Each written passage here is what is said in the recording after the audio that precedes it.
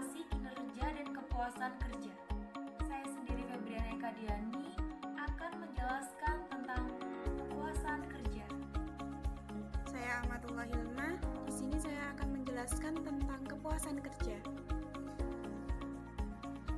Perkenalkan, saya Indah Permatasari. Di sini saya menjelaskan mengenai konsep motivasi. Perkenalkan, nama saya Faisal Abudi. Saya dari Bangkai semester 6. Di sini saya akan mengajarkan presentasi dengan kelompok kami. Saya akan menjelaskan tentang berbagai teori motivasi kerja, prinsip-prinsip dalam motivasi kerja. Perkenalkan, nama saya Amina Tusadia. Di sini saya akan menjelaskan mengenai faktor-faktor kinerja. Perkenalkan, nama saya Fatimatul Aiza. Di sini saya akan menjelaskan tentang pengertian kinerja.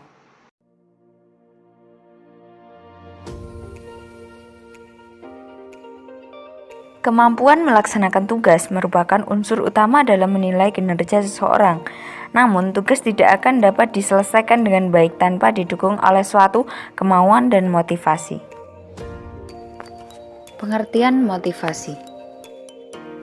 Motivasi adalah segala sesuatu yang mendorong seseorang untuk melakukan sesuatu.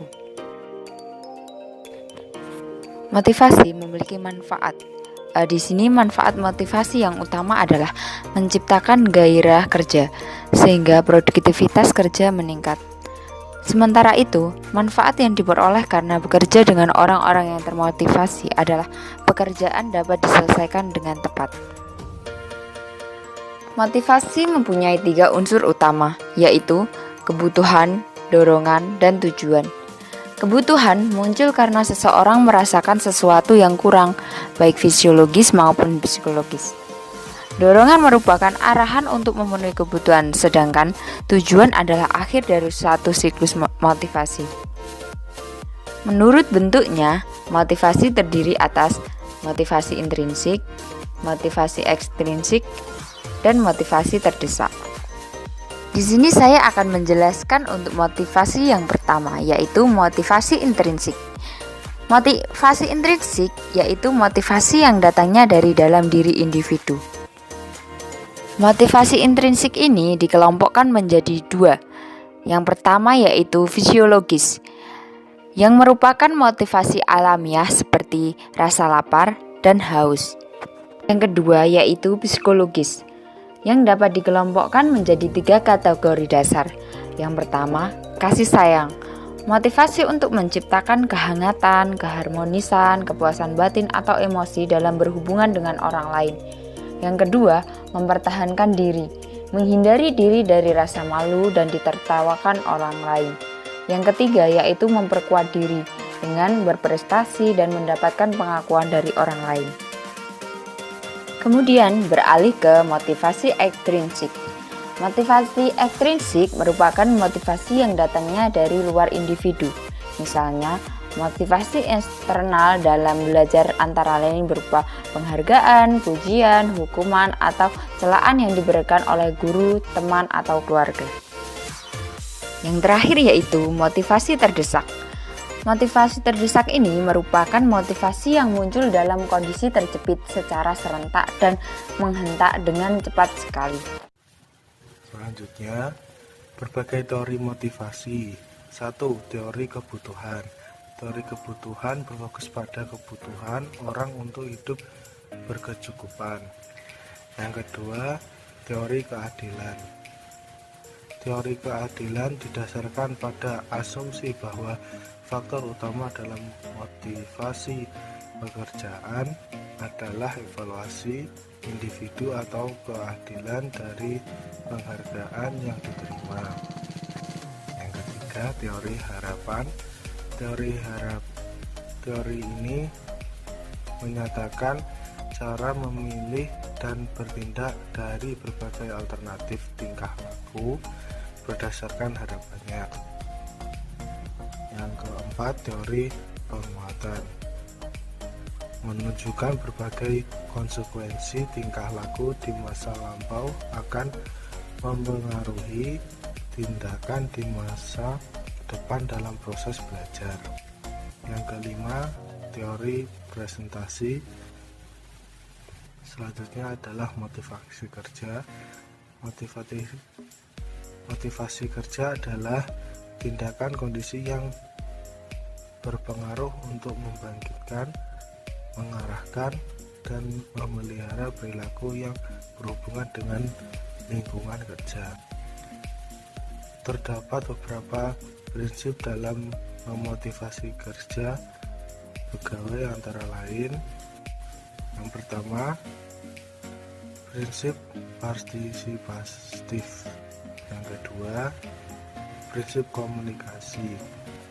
Yang ketiga, prinsip mengakui andil bawahan.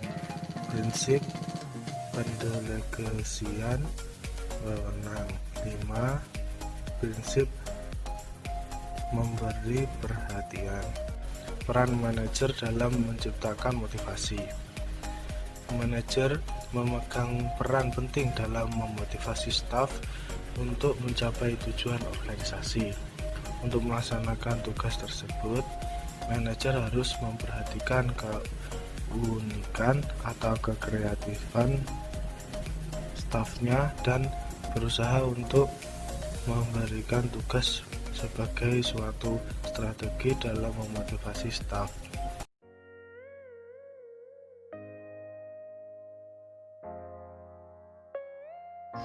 Pengertian kinerja.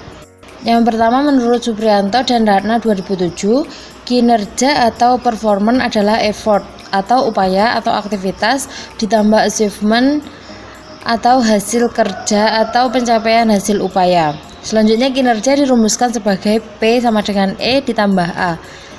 Keterangannya, P adalah performance, E adalah effort, A adalah achievement. Menurut Robin SP 2002, kinerja merupakan usaha dari hasil pekerjaan dalam menjalankan fungsi atau tugas khusus atau kegiatan selama periode tertentu. Hubungan antara kinerja dan faktor kinerja. Kinerja atau performance merupakan fungsi dari kemampuan atau ability, motivasi atau motivation, dan kesempatan atau lingkungan kerja atau opportunity. Ability atau can do factors dibangun oleh pengetahuan, keterampilan, dan aptitude seseorang, sedangkan motivasi atau will do factors dibangun oleh motivasi personality. Hubungan faktor organisasi, individu, dan kinerja. Kinerja merupakan perilaku yang sebagai bentuk prestasi kerja sesuai dengan perannya dalam perusahaan. Ada 3 faktor yang berpengaruh terhadap kinerja, yaitu yang pertama, faktor individu, yang kedua, faktor psikologi, yang ketiga, faktor organisasi. Sementara itu, yang dimaksud dengan dimensi kinerja menurut Gomez tahun 1997 yaitu yang pertama, quantity of work, yang kedua, quality of work, yang ketiga, job knowledge, yang keempat, creativeness, yang kelima merupakan comparison, yang keenam dependability, yang ketujuh inisiatif, dan yang terakhir yaitu persoalan quality. Faktor yang mempengaruhi kinerja. Faktor yang mempengaruhi kinerja ini sesuai dengan konsep kinerja menurut Robin 2002. Faktor kemampuan ability dan faktor motivasi adalah sebagai berikut. Yang pertama, human performance merupakan ability dan motivasi. Yang kedua, motivation yang merupakan attitude dan situation. Yang ketiga, ability yang merupakan knowledge dan skill. Robin juga mengemukakan bahwa kinerja karyawan adalah tingkat di mana karyawan mencapai persyaratan-persyaratan pekerjaan. Sedangkan penilaian kinerja merupakan proses yang mengukur kinerja karyawan yang mencakup aspek kualitatif dan kuantitatif dari pelaksanaan pekerjaan. Kepuasan kerja. Pengertian. Kepuasan adalah persepsi terhadap produk atau jasa yang telah memenuhi harapannya. Jadi, kepuasan pelanggan adalah hasil dari akumulasi konsumen atau pelanggan dalam bentuk menggunakan produk atau jasa. Irawan 2003. Kepuasan adalah model kesenjangan antara harapan standar kinerja yang seharusnya dengan kinerja aktual yang diterima pelanggan. Woodruff and Gardiel. Dalam teori model kepuasan ada beberapa teori. Yang pertama, model, kebutuhan, keinginan, dan utilisasi. Terkait dengan karakteristik provider, pengetahuan dan kemampuan motivasi, etos kerja dalam menyediakan layanan kesehatan. Model kesenjangan atau the expansion confirmation model. Kepuasan sebagai model kesenjangan antara harapan, standar kinerja yang seharusnya dengan kinerja aktual yang diterima pelanggan. Standar dalam berasal dari hal-hal berikut. A. Harapan pasien. Bagaimana pasien mengharapkan produk atau jasa yang seharusnya diterima.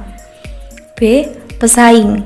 Pasien mengadopsi standar kinerja pesaing rumah sakit untuk kategori produk atau jasa yang sama sebagai standar perbandingan. Kemudian, kategori produk atau jasa lain.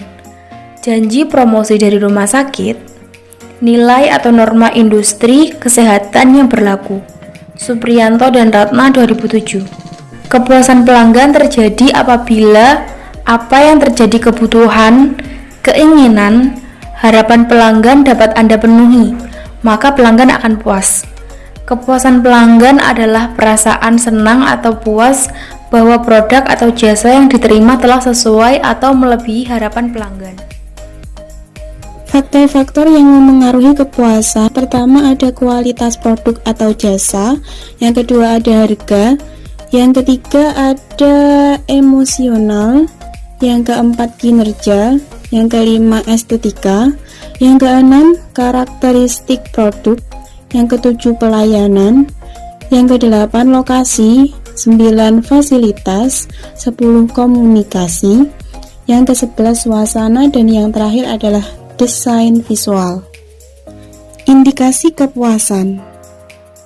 Indikasi kepuasan dikategorikan dalam 5 kategori, yaitu sebagai berikut. Yang pertama adalah product quality, di mana konsumen akan merasa puas atas produk barang yang digunakan. Beberapa dimensi yang membentuk kualitas produk barang adalah performance, reliability, conformance, durability, dan lain-lain. Yang kedua adalah service quality. Bagaimana konsumen akan puas dengan jasa yang telah dikonsumsinya. Yang ketiga adalah emotional factor. Merupakan keyakinan dan rasa bangga terhadap produk atau jasa yang digunakan. Yang keempat ada range. Merupakan harga dari produk jasa yang diukur dari nilai manfaat dibandingkan dengan biaya yang dikeluarkan konsumen. Dan yang terakhir adalah cost of acquiring, yaitu biaya yang dikeluarkan untuk mendapatkan produk atau jasa. Sukses itu melewati banyak proses, bukan banyak protes. Perjalanan 1000 mil dimulai dari satu langkah. Tetaplah tersenyum melawan kegagalan. Hidup di bumi adalah sebuah perjuangan. Hidup sekali, hiduplah yang berarti. Setiap detik dalam hidup adalah perjalanan, dan setiap perjalanan adalah pelajaran. Akhir dari sebuah hubungan itu bukan berarti akhir dari segala. Namun itu adalah awal dari coretan kita berjalan hubungan baru untuk lebih.